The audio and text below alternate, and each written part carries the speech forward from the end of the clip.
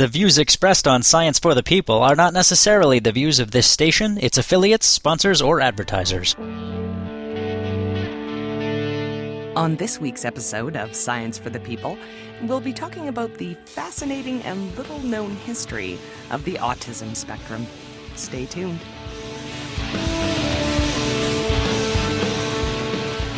Welcome to Science for the People.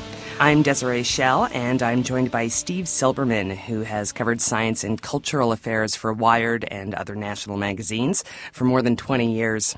His writing has appeared in The New Yorker, Time, Nature, and Salon, and he's here today to talk about his book, Neurotribes, The Legacy of Autism and the Future of Neurodiversity.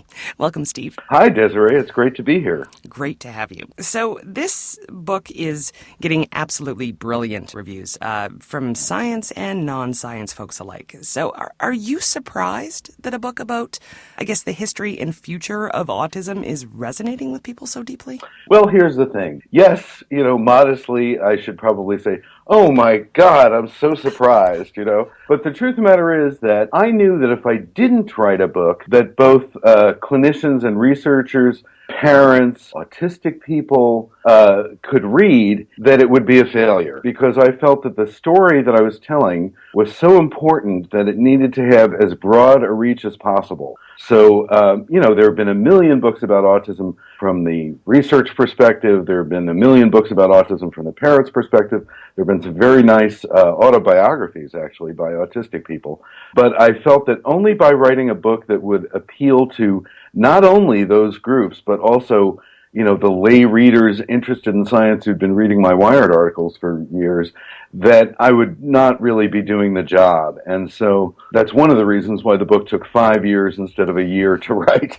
Well, every character in this book is very human. It is absolutely richly drawn. So much so that I want to meet them personally. Some of whom I would like to kick in the shin, quite honestly, but very richly drawn. Now, although we think of autism as a recent development, that is not at all the case, correct? We've seen these behaviors that we think of now as autistic throughout history and even in some very well-known historical figures. Yes, that's true. In fact, I opened the book in a very unexpected way. So unexpected that I thought my editor might say, Steve, are you out of your mind starting the book, hundreds of years or a couple hundred years ago? Well, the truth is that there were excellent descriptions of autism, very nuanced descriptions, actually, written by John Langdon Down, more than 100 years ago. He was the superintendent of a place called Earlswood Asylum in Surrey, England, and he wrote descriptions of children who were clearly autistic. Not only that, he wrote about children who appeared to dramatically lose skills in early childhood. And the interesting thing about that is that, parents these days call that quote-unquote regressive autism. And that is considered by the anti-vaccine people to be a completely new phenomenon. But here are these beautiful descriptions by really the founder of British psychiatry. So autism is not a new thing. And the guy that I write about at the beginning of the book, Henry Cavendish, was not just an early scientist. He helped invent modern science as we know it and pioneered discoveries in many different fields, from chemistry to physics to he even studied the mathematics of musical intervals. And yet, at the same time, he was clearly autistic. Oliver Sacks sort of retro-diagnosed him. Oliver Sacks being, of course, the famous neurologist author who recently passed away, alas. But Oliver Sacks retrospectively diagnosed Henry Cavendish as a classic case of Asperger's syndrome. He was an amazing guy. Luckily, he was born into family money, so he filled his house with scientific instruments. In fact, he had a live-in scientific instrument maker in this house. So he had hundreds of thermometers and barometers and telescopes, and he had a forge to make, lab equipment, etc. And yet, Henry Cavendish at the same time was so socially awkward that he would communicate with the people in his household by leaving notes written on a table. And his behavior was extremely ritualized. You could say it was as precise and methodical as his experiments, as his biographer said. He would take the same walk every day at the same time. He wore the same outfit every day for decades. When the outfit would run out, he would have his tailor create an identical outfit. He ate the same dish at nearly every meal, leg of mutton, actually. And so, in many ways, he was a classic case of autism. And yet, at the same time, he was the first person to accurately measure the density of the Earth working alone in a shed in his backyard. So he was sort of a prototypical 21st century maker, quote unquote, as the Silicon Valley people say, in that he turned his house into a lab. It was like a dream for any, geeks, so to speak. And yet he really struggled in day-to-day life, and there was no name for the struggles he was facing. So, and definitely looking back, those are very typical autistic characteristics. But let's talk about the people who actually started to define those characteristics. Now Hans Asperger and Leo Kanner, they seem to be an example of simultaneous discovery. Can you talk a bit about them and their work? Yeah, sure, absolutely. Let me tell you what the basic timeline of autism's discovery has been for decades, and it's in hundreds of textbooks, and it's probably still in Wikipedia unless someone has corrected it since my book came out. This is what the basic story of autism has been for decades. It was discovered in 1943 by a child psychiatrist named Leo Kanner, who worked at Johns Hopkins Hospital in Baltimore. He published a landmark paper that is really considered the beginning of the field in 1943. And then, people say, well, there was also this guy, Hans Asperger, who came out with a paper in 1944. It's considered a footnote to Leo Kanner's discovery, in part because Kanner wrote about 11 children. Asperger only wrote about 4. What people generally say is that Kanner wrote about, quote-unquote, low-functioning children, which is a term I, by the way, hate to use. I don't really use the terms high-functioning and low-functioning because I think they both obscure important truths about the people they're describing. But anyway, so, Asperger is basically considered a footnote to Kanner. It's considered one of the great synchronicities of 20th century medicine. How weird that they both chose the same term, for the condition they were describing, autism. Some people say, but actually that came from early schizophrenia writing by this guy Bloiler. Anyway, I discovered that was actually all wrong. That everything I just told you was wrong, basically, or most things. What I discovered was that Hans Asperger and his colleagues at the University of Vienna in the mid-1930s discovered what we now call the autism spectrum. They were running a clinic called the Children's Clinic that was an extremely progressive place, particularly for its time. It was not just a clinic where people brought their kids to be evaluated for a couple of hours. It was like a live-in clinic/school where kids would live for weeks. They would take classes in history and math. Asperger would read poetry to the children. There was a nun there named Sister Victorine Zach who would do physical education in the morning set to music. So they really helped support and enhance the children as full human beings. And for many of the kids, it was a sort of place of last resort. They had come there after being expelled from dozens of schools. This is something that would be familiar to both autistic people and their families, getting kicked out of schools. Many of them had been sent there by the juvenile courts. So these kids were not, they were not like just slightly awkward nerds or something. Like they were considered rebellious troublemakers, nearly hopeless. And Asperger and his colleagues, by taking this very supportive approach, which, by the way, was developed by listening to the children. Asperger said that he had learned a lot about teaching methods that would be appropriate for autistic people by listening to the children and figuring out what would work with the way that their minds naturally worked. So it was this, really incredibly progressive place for its time. Well, there was an unfortunate truth about where Asperger and his colleagues were working. In 1938, the Nazis march in from Germany and annex Vienna, or not just Vienna, Austria, for the fatherland. And Asperger's colleagues and bosses, who many of whom had been Jewish before, were forced to leave the country, or eventually they were dragged off to concentration camps. Many of them actually committed suicide. So Asperger suddenly found himself working for Nazis. And the Nazis were, shall we say, not interested in supporting the development of cognitively disabled people. That has to be the understatement of the year. Yes, absolutely. In fact, they were engaged in a very, very different project. They began, actually, a secret extermination program against disabled children and adults as a practice run for the Holocaust. So they literally developed ways of killing people en masse, and, figuring out ways of disposing of their bodies. It's absolutely one of the worst nightmares in human history.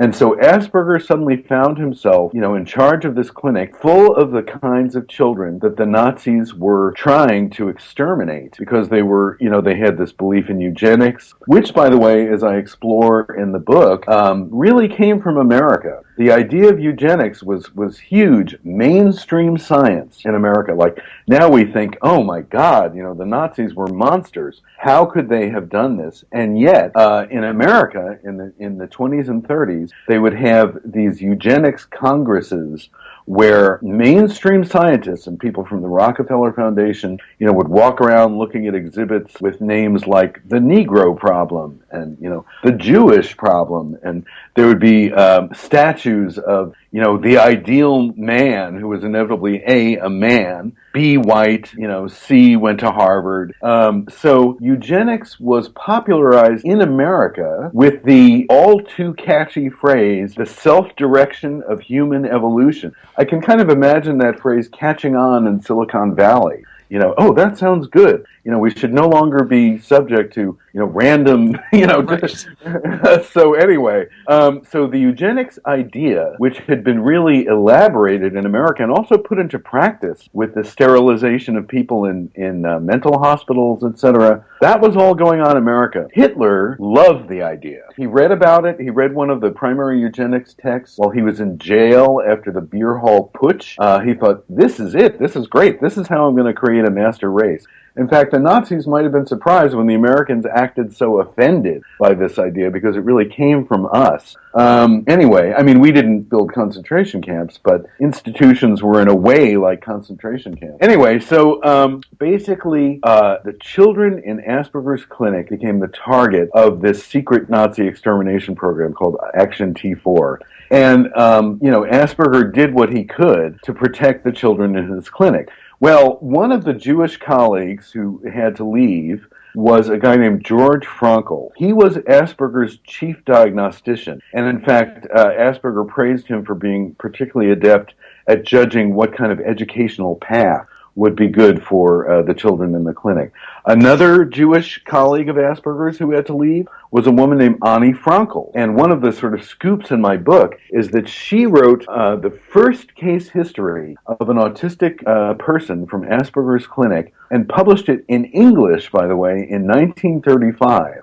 Why has that case history been overlooked all these decades? Because she did not use the word autism. They had evidently not come up with the term yet. However, it was a very prescient paper, and also I have to say, as a fan of Oliver Sacks's writing and, kind of beautiful in-depth case histories, it was also very beautifully written. And the incredibly prescient thing that she figured out in that paper was that the standard tests of intelligence that Asperger and his colleagues used on typically developing children did not work on autistic people. And instead of saying that, oh, well, this kid is messed up in some way, that we haven't figured out yet, she realized that it was actually the tests that were messed up for that application.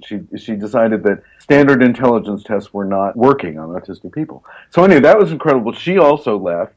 Where did they go? Well, George Frankl was rescued from the impending Holocaust by, a guy in America named Leo Kanner. Leo Kanner was working at Johns Hopkins, as I say. He was one of the first child psychiatrists in America. And his mission was quite different, really, from Asperger's mission. His mission was to establish child psychiatry as an empirical science in America, and also as a sort of indispensable thing for families and family life and family mental health, you could say. And so, in 1938, the first autistic patient of Leo Kanner arrived in Baltimore, and his name was Donald Triplett. And there's a little clue to that in Kanner's landmark paper, in that it begins with this slightly mysterious statement. He says, "Since 1938, it has come to our attention that a number of children, with this unusual condition, etc." What happened in 1938? Two different things. One was that Donald Triplett came up from the Deep South to go see him, because his parents had sort of exhausted all the other possibilities, and they heard that this Kanner guy was like the guy, and they had money, and so they could afford to send their child to the guy in child psychiatry. But the other thing that no one has known until my book is that George Frankl arrived from Vienna in 1938 with tons of experience, in fact, much more experience with autism Leo Kanner had seen children who displayed some of the traits of autism. He had described them in his classic textbook, Child Psychiatry. One of the things that some people who like to think that autism is a modern phenomenon say is that Leo Kanner had seen nothing like that before. That's not true. In fact, he had described children with sort of classic autistic traits, but he just hadn't arrived at sort of the crystalline distillation of what that diagnosis would be. Kanner sees Donald, he asks himself, I wonder what this is. Kanner sends Triplett to Frankl. Frankl knows exactly what it is, because by then, in Vienna, Asperger and Frankl had already seen dozens, if not more than 100, autistic kids at all levels of functioning, by the way. Asperger described children with, severe impairments who could not talk and would probably require daily assistance for the rest of their lives. He also described a former patient who became an astronomy professor while at the same time retaining his autistic characteristics. In fact, he would pass friends of his in the street and just not recognize them or appear not to recognize them. So Asperger had this full spectrum view of autism. One of the things that is kind of frustrating to me about history is that Asperger, in his 1944 paper, says that he had seen more than 200 children. People somehow ignore that. They look at the 4 prototypical cases that he talked about and say he had only seen 4 children. I even saw this on an NIH site, actually. Asperger saw 4 children. No, he saw more than 200 kids. Why did Asperger describe the 4 prototypical cases in his paper as, these kind of chatty little professors like? Well, he described them that way because he was talking to Nazis. The paper was written for Nazis. And in fact, in the first public talk on autism in history, which was given to an audience of Nazis in 1938, Asperger sort of cops to that, I'm describing my most promising cases. But what he doesn't say is that I'm describing my most promising cases so you guys don't kill them, basically. And not only that, Asperger apparently told his bosses that the kids in his clinic would make good code breakers for the Reich. Sneaky.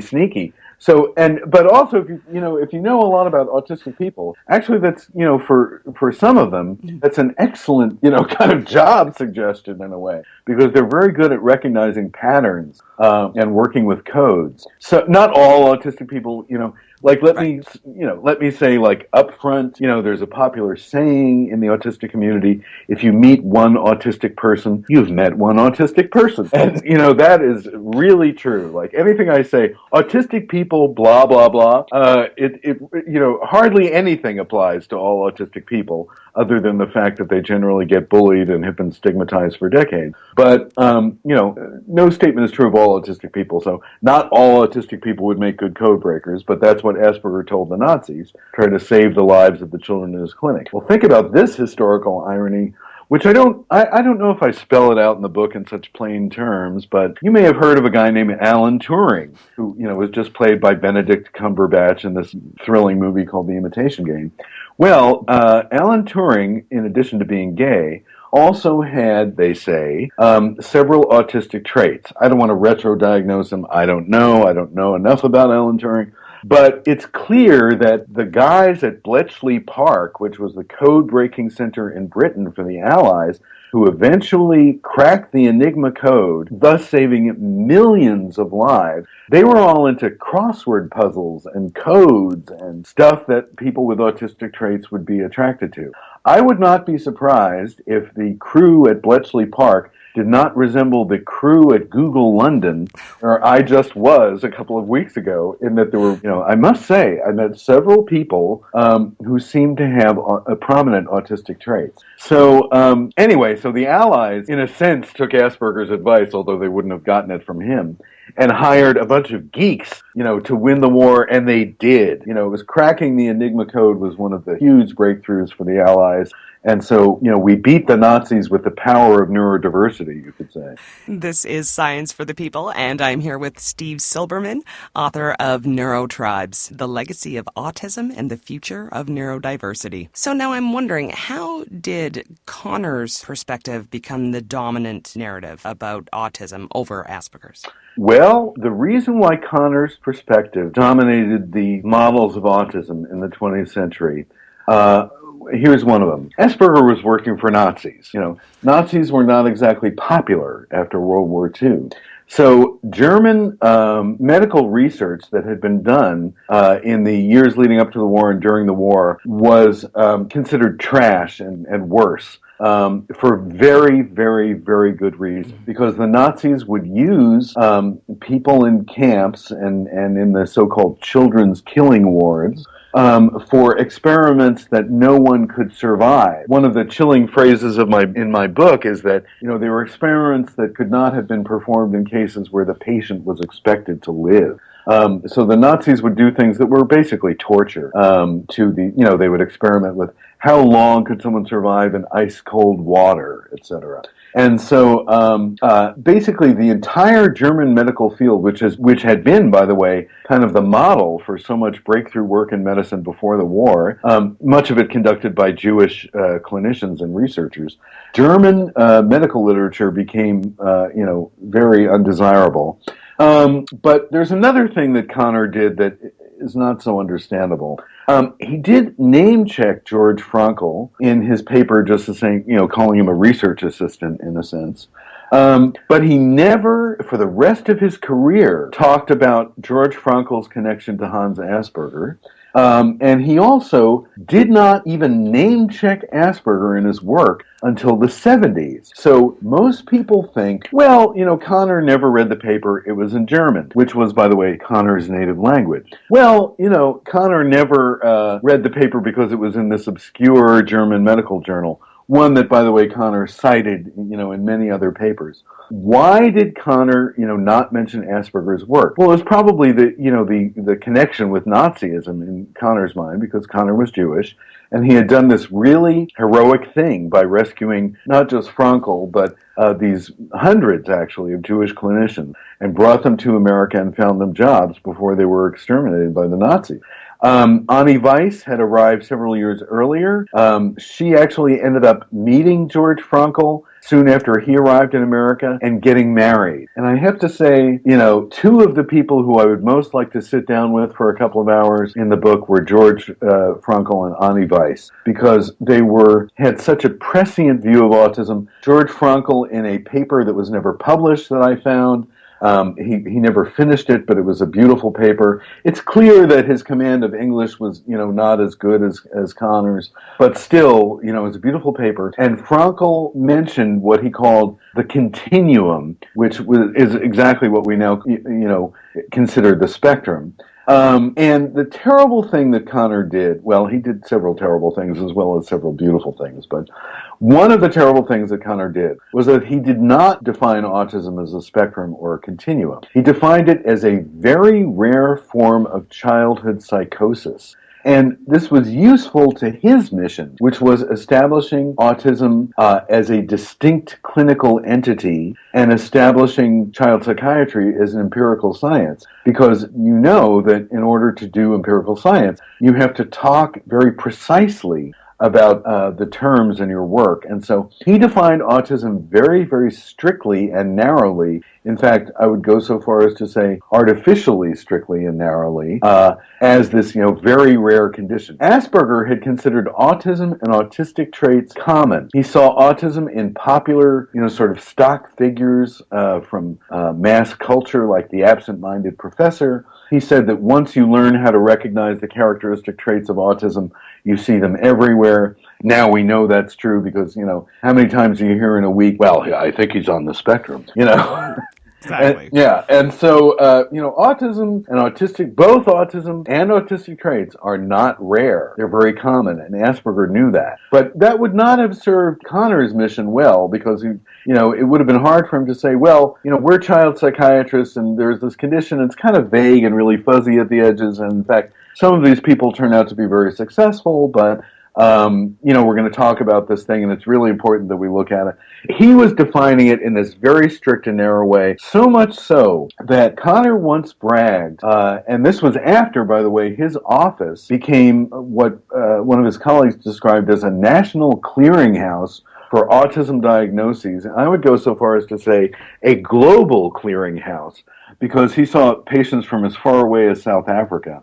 He once bragged that he turned 9 out of 10 children away without giving them an autism diagnosis. And these were children who had been sent to him by other clinicians for an autism diagnosis. So how many of them were what we would now say, were on the spectrum? Probably a lot of them. But he defined autism so narrowly that he produced a lot of, you could say, false negatives. So when people say, and people say this all the time, and Facebook is, there are millions of memes today, being clicked on to share that say, autism used to be so rare, back in the 60s or whatever, it was 4.5 children in 10,000. Well, that mythically, iconic figure was based on Leo Connor's narrow criteria. It was never that rare, as researchers quickly discovered when they tried to put Connor's model into practice. But that point, 4.5 children in 10,000, is used by people who believe that autism is caused by vaccines or pesticides or whatever.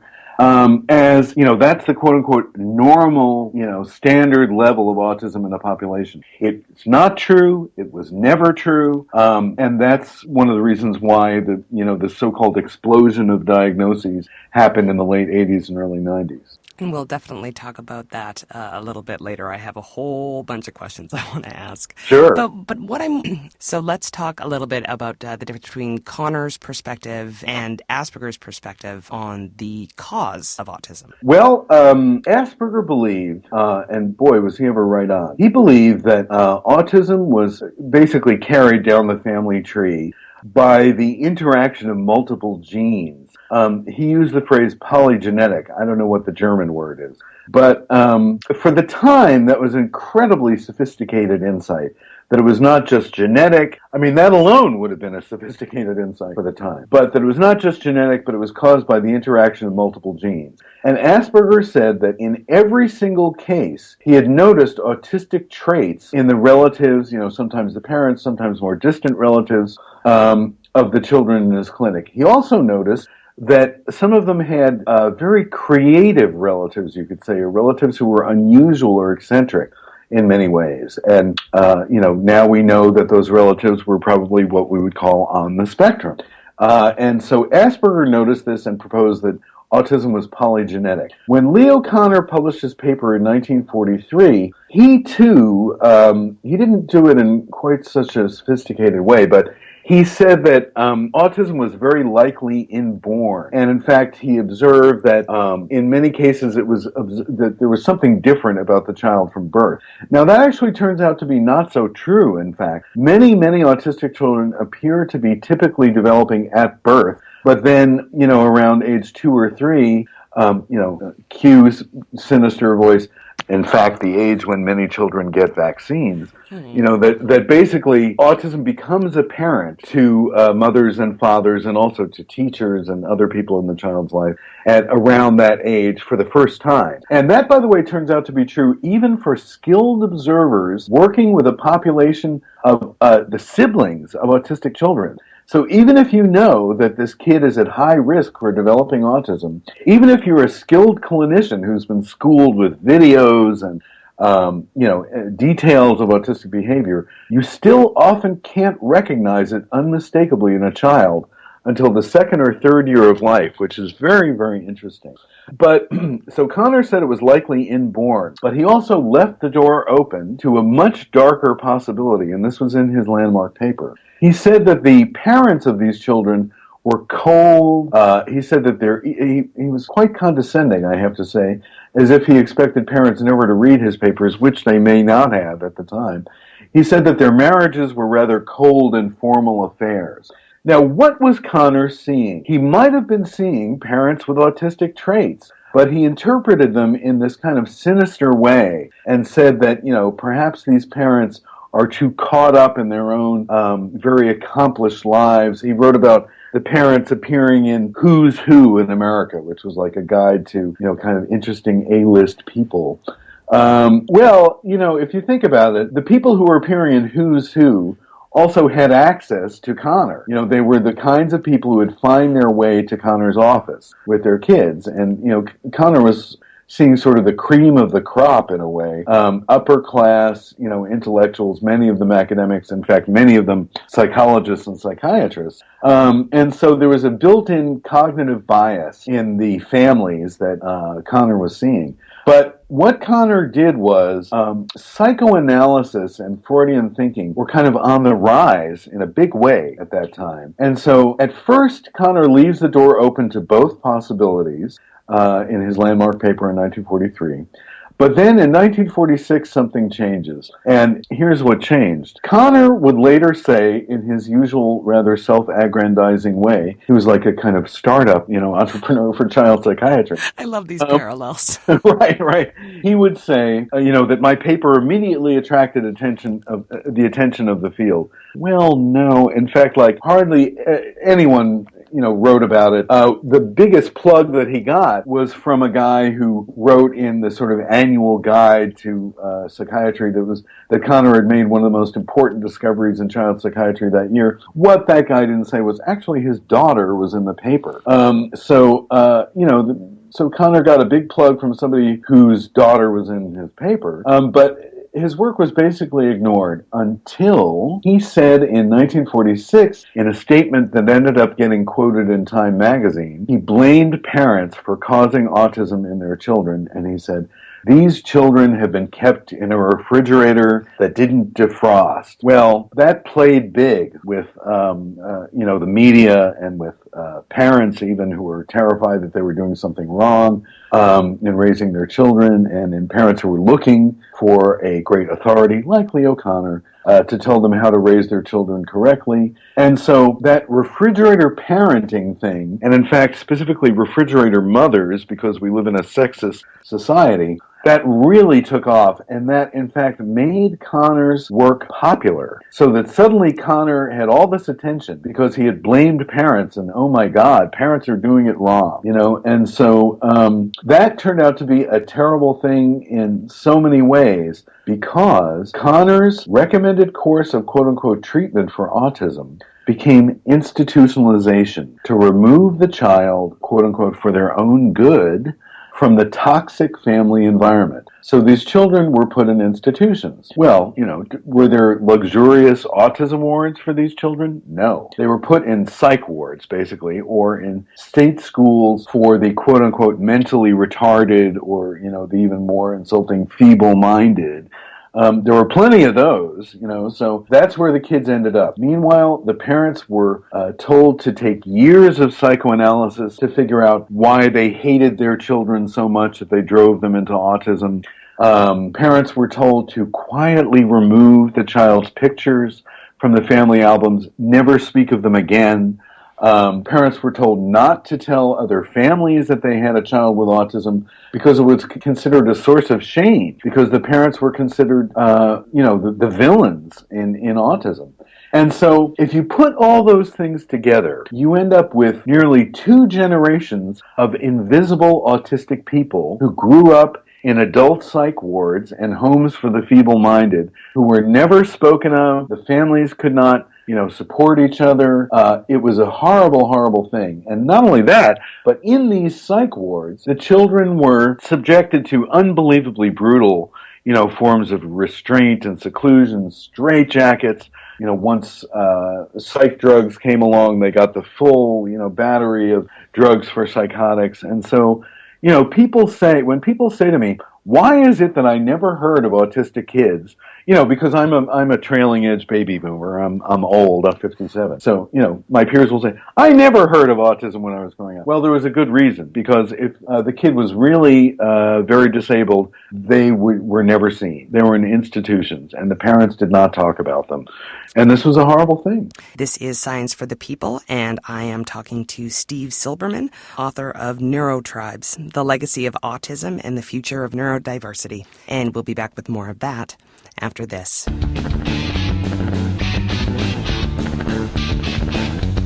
Science for the People is a weekly radio show exploring everyday life from a scientific perspective. To find out where Science for the People airs near you, or to listen to past episodes, check out our website at scienceforthepeople.ca. You'll also find links to connect with us on Facebook, Twitter, and Google+, or to subscribe to the podcast in iTunes. And now, back to the show.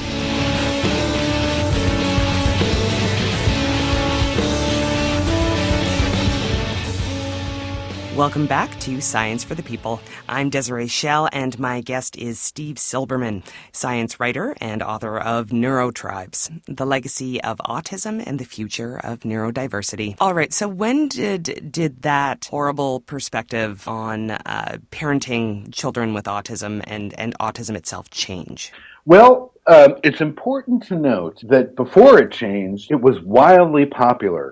There was a guy named Bruno Bettelheim, who usually gets the blame for inventing the refrigerator mother meme, who was like the first celebrity psychiatrist in America. And in the 60s, he was like Dr. Oz. Everybody loved him. He wrote a book called The Empty Fortress, where he really blamed mothers specifically for autism. And it was a bestseller. The ways that he described autism inspired the New York Times book reviewer to call autism, quote unquote, a suicide of the soul, which is so awful in so many different ways. We could talk about that phrase for an hour. But basically, that meme was very popular, blaming parents for decades. And what happened was, eventually, a guy in California who was a Navy psychologist named Bernie Rimland came along, and he and his wife Gloria had a profoundly autistic son named Mark. And Bernie, got the standard treatment of, his kid was diagnosed, and,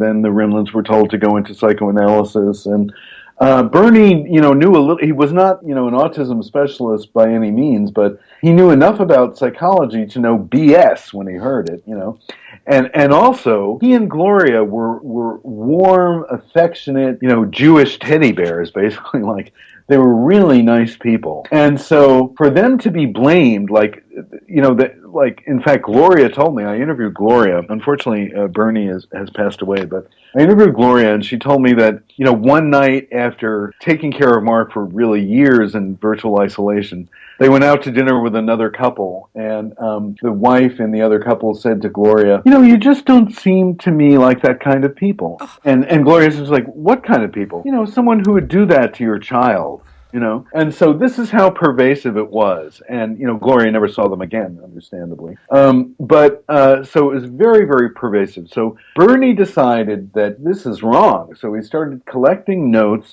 towards what he thought was going to be a paper. And it was based on Leo Connor's work, because there was no Asperger on the scene. And Bernie, as many writers before him and after him, including, I must confess, yours truly, became obsessed with autism. And he made it his business to try to read everything that had ever been written about autism. And so we hired a team of Navy translators to help him translate all this work. And I must say, it is a tribute, if that's the horrible word, to the effectiveness of Connor's suppression of Asperger's work, that Bernie did not reference Asperger's paper in the book that he eventually wrote. Now, books by people outside of a particular field about a very, very rare, allegedly, form of childhood psychosis, publishers were not chomping at the bit, to publish books like that. So what Bernie did was he submitted the manuscript, and this was after years of stuff like, his colleagues would go to New Orleans for a convention or whatever, and he would, instead of going to Bourbon Street to, get blotto and, party, he would go lock himself into a library. He would persuade the guard at the library to literally lock him in for the weekend, and he would survive on stuff like chicken soup from machines. I still remember chicken soup coming from coffee machines. No one does. Like, what a bizarre thing, actually, if you think back. But, so Bernie would get back from these research weekends. Gloria would be shocked because he would look emaciated, really, So Bernie, was living and breathing autism for years. And Bernie eventually submitted his manuscript to a contest being held by a very well-respected psychology publishing firm. And this contest, thankfully for Bernie, was to be judged blind. So the judges would not know who wrote these manuscripts. They would judge them on the basis of their inherent virtue alone. Bernie won the contest. They published the book. It was called Infantile Autism. In many ways, it's still a very good book, believe it or not. It was published in the early 60s. And Bernie just demolished Bettelheim's theory. And in fact, it was really, of course, Connor's theory. The interesting thing is that Bernie respected Connor so much that he didn't really, bust Connor for developing this refrigerator parenting theory. He focused on busting Bettelheim, who had, turned it into this very popular thing in American culture. And so for both parents and for psychologists, that book really busted Bettelheim, although it took years because Bettelheim was, literally chatting away on the Dick Cavett show and whatnot about how the mothers of autistic children were like commandants in concentration camps. One of the reasons why Bettelheim didn't get busted was that he himself was the Jewish survivor of a concentration camp, so nobody said, "What are you talking about? That's completely wrong." Everybody trusted him because, he spoke in this perfect Viennese accent. It was like seeing the incarnation of Freud, in this little man with glasses. Actually, Bettelheim was almost a complete fraud. He had lied about his background. I mean, the one thing that he was he was a persuasive writer, but he was persuading people to believe in bad ideas. So, his writing gifts were definitely a mixed blessing. But it took some years for Bettelheim to go away. He eventually committed suicide, by the way. I don't want to project that, well, maybe it's because he had been exposed as a fraud, but his critics were getting close, to exposing him. And Bernie had exposed that theory as a fraud. And so that really, Bernie's book, Infantile Autism, really was the end of the refrigerator parenting theory. But the notion that that was true, lingered on in psychology for another couple of decades until it was proven in the 70s that autism was primarily genetic, by doing studies of identical twins. Because identical twins would, if one was autistic, chances are that the other would be autistic. But not always, which is interesting because it means that there's some kind of epigenetic factor going on in autism too, because you can have identical twins, one is and one isn't. So there's something going on in the womb, probably, with interaction with, say, maternal hormones or something. But anyway, so once it was established firmly that autism is genetic, then that pretty much put that notion to bed. And that also enabled the rise of the parents groups, who had recently been absolved of responsibility. Right, exactly. Well, it was Bernie himself, actually, who enabled the rise of the parents groups. And he did it in a very interesting way. He thought that his book would go out to his colleagues, that, not that many people would read it. And he was really excited about prompting a new phase of autism research. And he believed that he could save his son Mark if some kind of simple intervention could be developed for autism, like another condition that he studied called phenylketonuria, or PKU. Now, PKU causes what used to be called mental retardation. And it's because of the lack of an enzyme to digest a particular amino acid. If you detect PKU in the very first days of life, then you can do a dietary intervention that protects the child so that they don't decline. Now that's standard. Every baby gets tested for PKU. It turns out that autism is not that simple. But Bernie didn't know that. So he thought that if he could gather data about autism, then some, kind of industrious guy who knew about, biomedicine and diet and stuff could come up with a diet that would be effective for eliminating autism. So one of the things that Bernie did was at the back of his book, he put this questionnaire to ask parents about the behavior of their children. And those questionnaires started arriving at Bernie's office, filled in by parents within days of the book's publication. So suddenly, it's like at first Gloria told me, Bernie would say, oh my God, they're tearing pages out of my book. He just hoped that his colleagues would sort of copy those questionnaires and that they would become the first standardized clinical test for autism, really. But what people, parents were filling it out, parents were reading the book, parents were sending the questionnaire to Bernie's office. And he suddenly realized that he had a community here. And community was exactly what the parents of autistic children needed, because they had been struggling both with the inevitable challenges of raising a child on the spectrum, which are, very considerable in any case. They'd been isolated by this, horrible theory about refrigerator parenting. He had a community that was like mailing itself into Bernie's office. So he started a file for every child whose questionnaire came in. And Bernie eventually realized we need to do something. We need to actually create a parents' revolution. And Bernie connected eventually with this wonderful woman who is still alive, and God bless her, she is a firecracker. I believe she's now in her early 90s. Her name is she might be in her late 80s. I don't want to insult her, but her name is Ruth Christ Sullivan, and she had a profoundly autistic son named Joe, who also had some amazing gifts.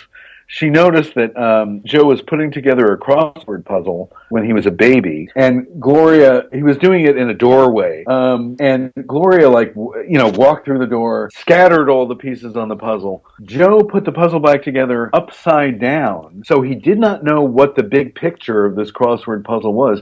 He was doing it on the basis of the shapes alone. So that was, like the code-breaking thing, in a sense, that autistic pattern detection ability. And Joe did a number of other amazing things, as well as being really profoundly impaired. So Ruth Chris Sullivan was an early feminist, and she was also an early civil rights activist. She had integrated one of the nurses' associations in the Deep South. And this was during the Jim Crow era, so, it couldn't have been easy. But so she knew about community organizing, which is this, people throw that epithet at Obama as if it's, something terrible. It was amazing. And so when Bernie contacted her, Bernie was interested in sort of the science. Ruth was interested in building a community. And together they launched the organization that eventually became the Autism Society of America.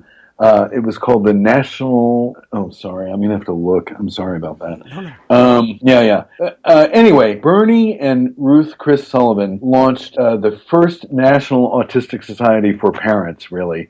And it was a revolution. And Bernie had been inspired by a woman in England named Lorna Wing. And she is very, very important to the story as well. Bernie had visited a woman named Lorna Wing in England who had started a National Autistic Society there a little bit before he did in America. And Lorna Wing is absolutely crucial to not just the history of autism, but also my book, because it was Lorna Wing who, in a sense, discovered the autism spectrum again after it had been lost in the intervening decades after World War II. And Lorna Wing was a psychiatrist in England, and she was also the mother of a profoundly autistic daughter named Susie. And so Lorna had this double perspective. She knew about autism as a researcher, and she knew about autism as a mom. She told me, in fact, I was one of the last people to interview her before she died, and she was a wonderful woman.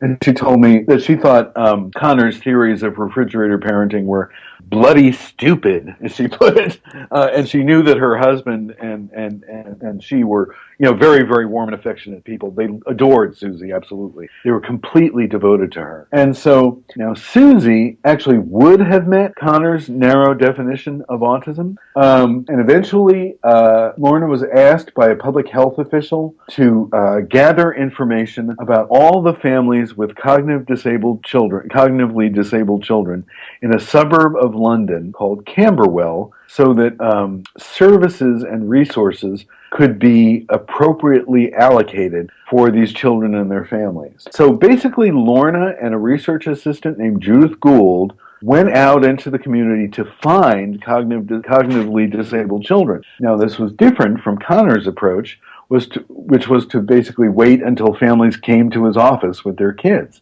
So Lorna and Judith went out, they pounded the pavement, they dug through dusty medical records, they looked in schools, they looked everywhere. And what did they see? Yes, they saw a small group of children who met Connor's, classic, very narrow definition of autism. But they also saw all these other kids who did not fit those narrow criteria. For instance, some of the kids were very chatty and even helpful to their moms. They'd wash the dishes, and then they would go off in a corner and listen to their favorite phonograph record, 50 times or whatever. Obviously, some of the children were interested in people, but they just didn't know how to interact with them reciprocally in a graceful manner. Connor had written about the kids as sort of actively shutting out other people, as if they were, judging other people and saying, no, I will not let you into my world. But what Lorna saw was instead kids who really wanted to, some of them, not, she saw a very diverse group of kids, but some of them clearly wanted to be around people, but they just didn't know how to do it. They would talk endlessly about a subject of their special interest. They couldn't pick up on the social signals of whether or not the person was bored. So they were, considered eccentric kids. And she thought, that kind of looks like autism. Like, it kind of looks like what was called, by the way, by many clinicians, Connor's syndrome. In fact, the label Connor syndrome was probably more popular than autism for decades, really. But that's how closely, Connor kept an iron grip on the diagnosis. So Lorna and Judith saw all these kids who, quote unquote, didn't fit into nice, neat boxes, as Judith told me. And she was like, who are these kids? Why has no one noticed these children before? And she happened to stumble across a reference to some guy that nobody ever heard of named Hans Asperger. She was like, what is this paper about, that Asperger wrote? It had never been translated into English. So that's how thoroughly effective, Connor's not mentioning it in his own work until later was. By the way, one of the things I discovered for the book was that Connor only mentioned Asperger's name in public one time in his entire career. And he was the world's leading authority on autism for decades. And that one time was in a very dismissive book review written in the 1970s. So, 3 decades had gone by. And what Connor said was, oh yes, Asperger. What that person discovered was, at best, a 42nd cousin of my syndrome, and has already received serious attention from investigators. Well, no, it had been overlooked. Maybe a couple of guys in Eastern Europe had, thought about it, including the guy who wrote the paper that Lorna read. But so Lorna had her husband, John, who luckily spoke German, translate Asperger's paper. And she read it and she said, this is it. This is exactly what I'm seeing in Camberwell. Kids like this. And so Lorna came up with the idea of what she initially called, by the way, the autistic continuum. In fact, it was exactly the phrase that Frankel used in his own unpublished paper. But I have to say, and this is a kind of a sad thing, Frankel and Lorna probably never spoke. So there was no living connection between Lorna and Asperger's work at the time. Although she eventually did meet Asperger, and they had tea in England. But anyway, so Lorna came up with this concept of the autistic continuum. She eventually thought that the word continuum was a little dry and too clinical sounding.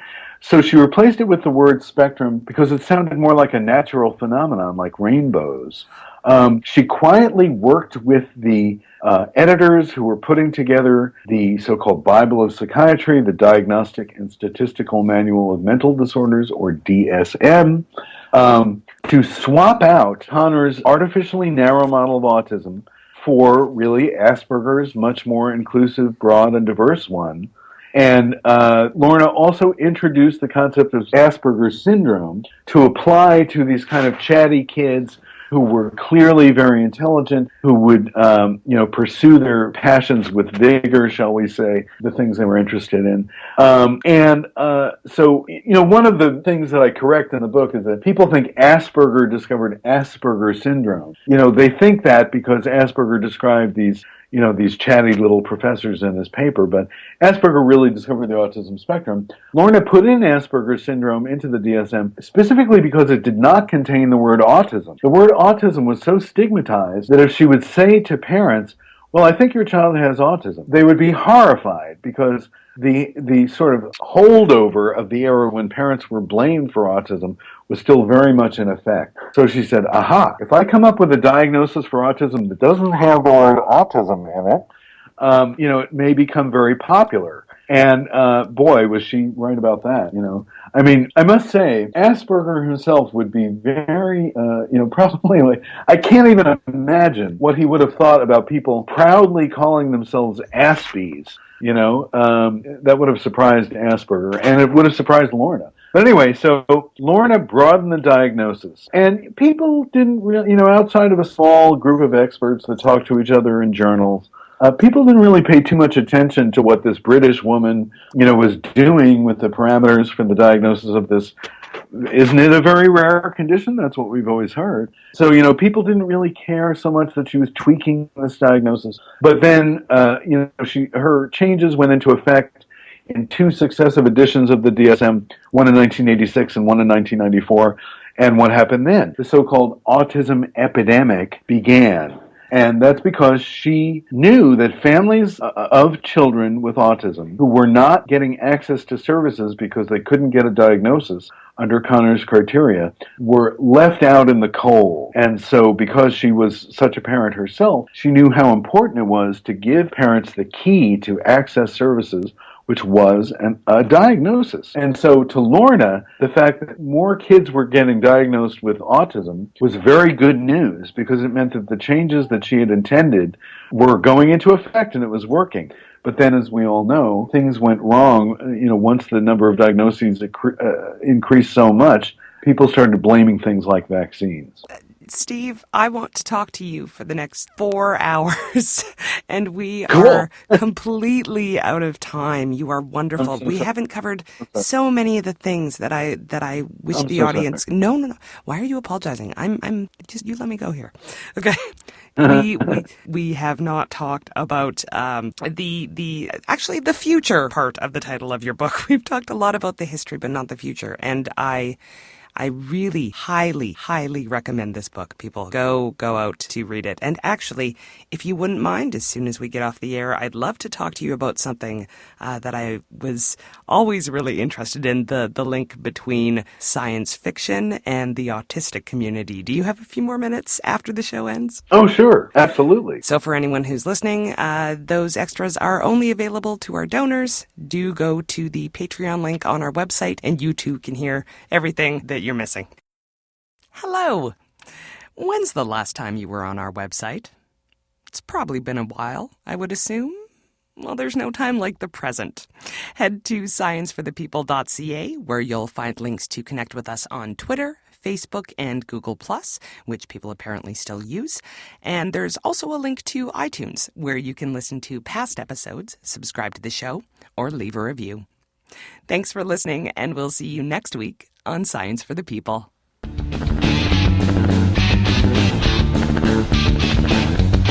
Science for the People is recorded in Edmonton, Alberta.